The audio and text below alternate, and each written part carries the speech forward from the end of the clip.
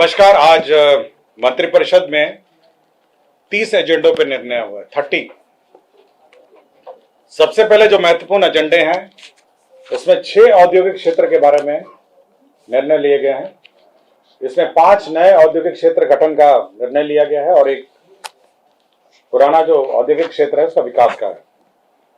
सबसे पहले जो औद्योगिक क्षेत्र है वो है बेगूसराय जिला अंतर्गत अंचल बेगूसराय के मौजा कुसमौत थाना संख्या 334 में।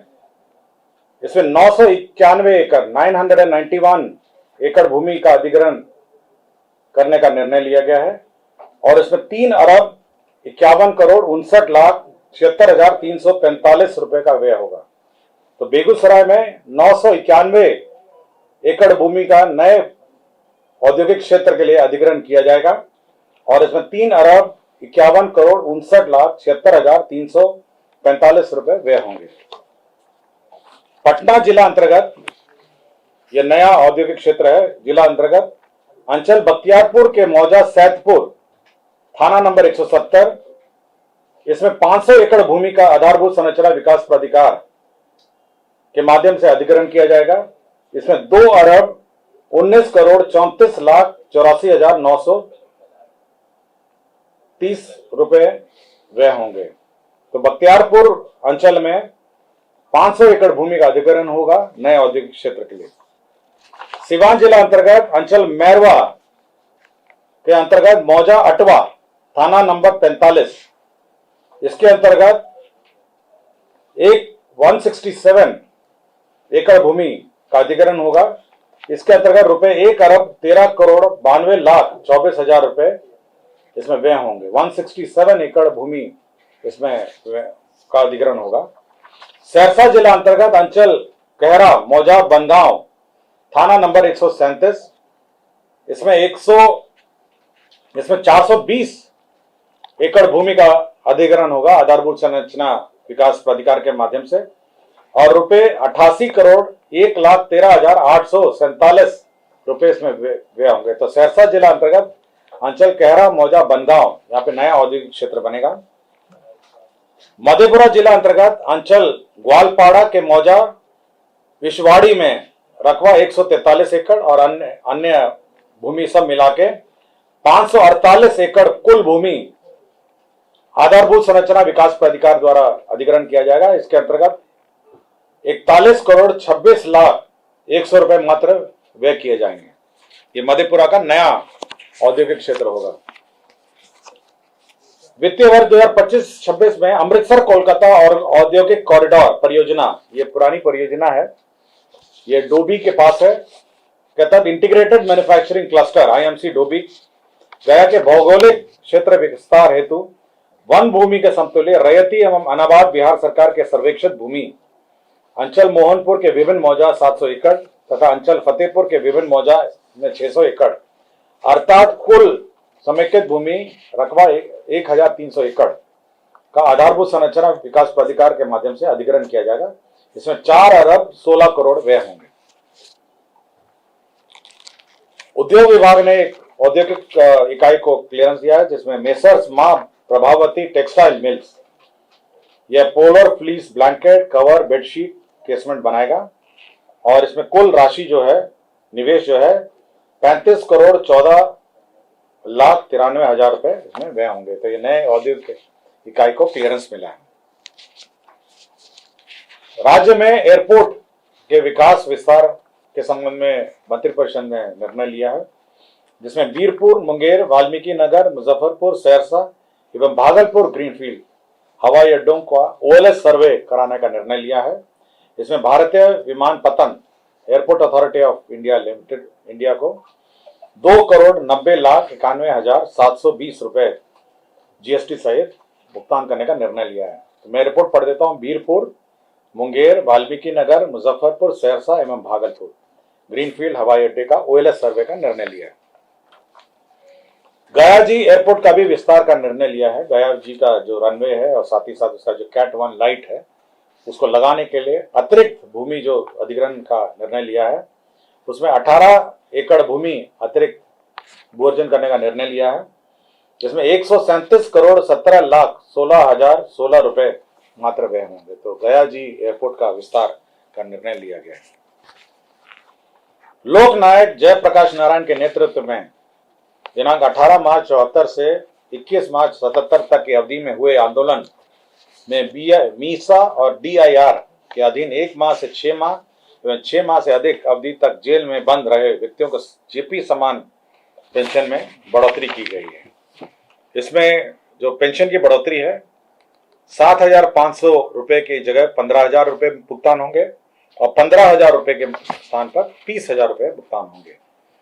मीसा DIR के मामले में 6 माह से कम कारावधि के लिए 7,500 दिए जा रहे थे, अब इसको 15,000 दिए जाएंगे और 6 माह से अधिक कारावधि के लिए 15,000 रुपए पहले दिए जा रहे थे, अब वो 30,000 रुपए हो जाएंगे। राज्य में जितने भी हमारे जिला समाहरणालय है वहां नागरिक सुविधा अनुकूल बुनियादी ढांचे यथा प्रतीक्षालय, पेयजल, शौचालय, दीदी की रसोई आदि की सुविधा उपलब्ध होगी, इसका निर्णय लिया गया। नगर विकास एवं आवास विभाग ने पटना क्लस्टर में एकत्रित ठोस अपशिष्ट प्रबंधन हेतु प्रस्ताव लाया गया, जिसके अंतर्गत 514 करोड़ 59 लाख रुपए PPP मोड में व्यय होंगे।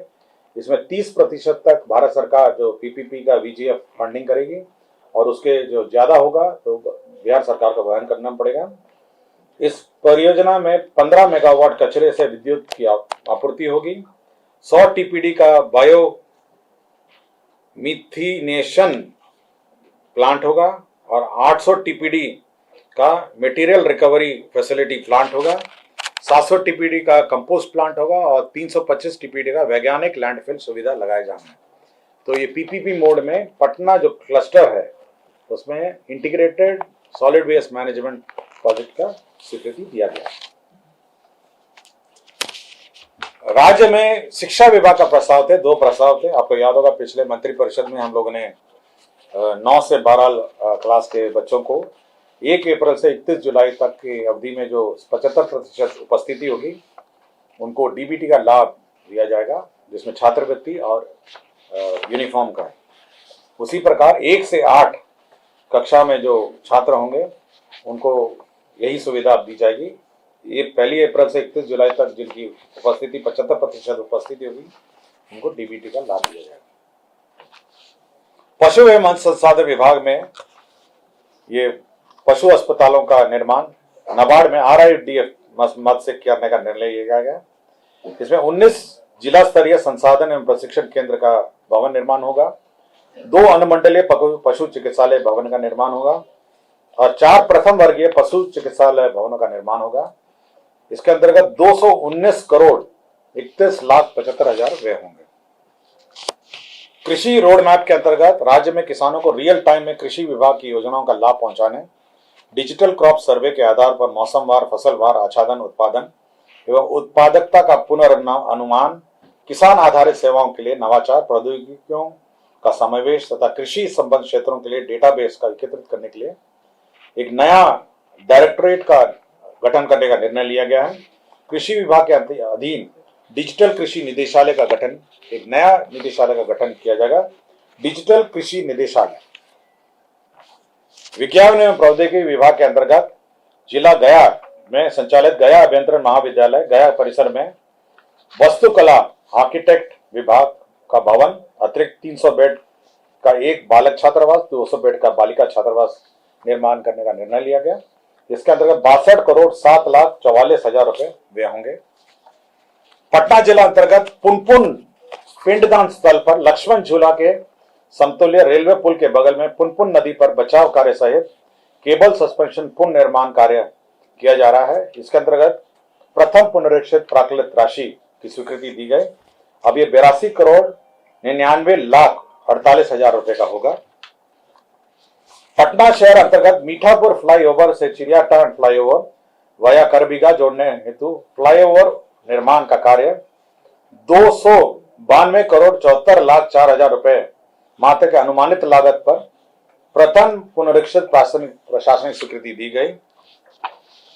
परिवहन विभाग का प्रस्ताव था जिसके अंतर्गत उत्सर्जन मानक भारत स्टेज 1 एवं पूर्व में उत्सर्जन मानक के अनुसार निर्मित सभी परिवहन और गैर परिवहन तथा उत्सर्जन भारत स्टेज 2 के अनुसार विनिर्मित सभी माध्यम और भारी माल यान यात्री मोटरयान को रजिस्ट्रीकृत स्क्रैपर के माध्यम से वाहन स्क्रैप कराकर निक्षेप प्रमाण पत्र सर्टिफिकेट ऑफ डिपॉजिट प्रस्तुत करने पर मोटर वाहन कर पर 50% की छूट दी जाएगी।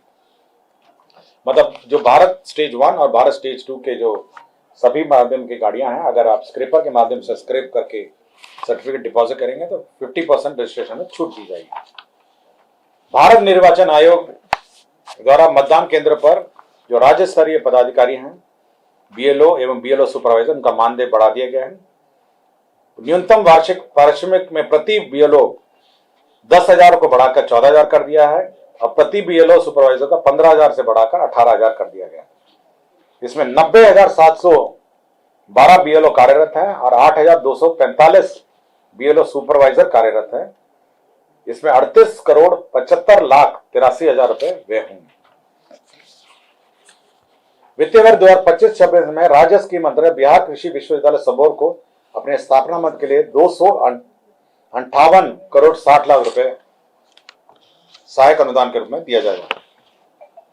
राज्य उपभोक्ता विवाद प्रतितोष आयोग पटना के लिए अतिरिक्त पदों का स्वीकृति दिया गया है। अल्पसंख्यक कल्याण विभाग पटना के अंतर्गत राज्य के प्रखंड अल्पसंख्यक कल्याण कार्यालय के लिए अतिरिक्त 459 पदों का निम्न वर्गीय लिपिक के पदों का सृजन किया गया है। बिहार विधान मंडल सदस्यों का वेतन भत्ता एवं पेंशन नियमावली 2006 के नियम 14 में संशोधन किया गया है। इसमें जो राशि दी जाती थी 8,300 रुपए प्रतिमाह की दर से दूरभाष, मोबाइल, इंटरनेट की भत्ता, पहले ही इनको विपत्र प्रस्तुत किए जाने थे, अब विपत्र प्रस्तुत नहीं किए जाएंगे और एक मुश्त राशि ये दे दी जाएगी। श्री निशित वर्मा बप्र से अपर सचिव मंत्रिमंडल सचिवालय विभाग को 2 वर्षों के लिए संविदा पर नियुक्त किया गया है। बिहार ग्रामीण जीविकोपार्जन प्रोत्साहन समिति जीविका में जो मानदेय की बढ़ोतरी दुगना किया गया है, उसमें बीसीएफ एडवांस लिया गया है, जिसके तहत 3,47 करोड़ 91 लाख व्यय होंगे। सामान्य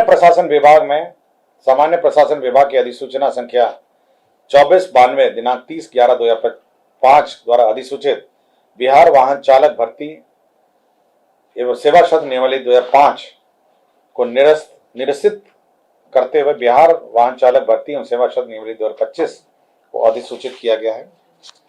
गोपालगंज जिला अंतर्गत अंचल कटैया मौजा बैरिया में थाना संख्या 72 में 6.94 एकड़ भूमि सशुल्क आधार पर बीआरएफ को स्थानांतरित किया गया और राज्य में के अंतर्गत अवस्थित निजी चिकित्सा महाविद्यालय में डीम्ड विद्यालय में स्नातक और स्नातकोत्तर पाठ्यक्रम में 50% सीटों पर नामांकन हेतु सरकारी चिकित्सा महाविद्यालय के लिए निर्धारित शुल्क के अनुरूप शुल्क निर्धारण करने के निर्णय को माननीय उच्च न्यायालय पटना द्वारा दिनांक 5/8/2025 को पारित न्यायाधीश के आलोक में स्थगित करने का निर्णय लिया गया। इसकी संतुष्टि की गई।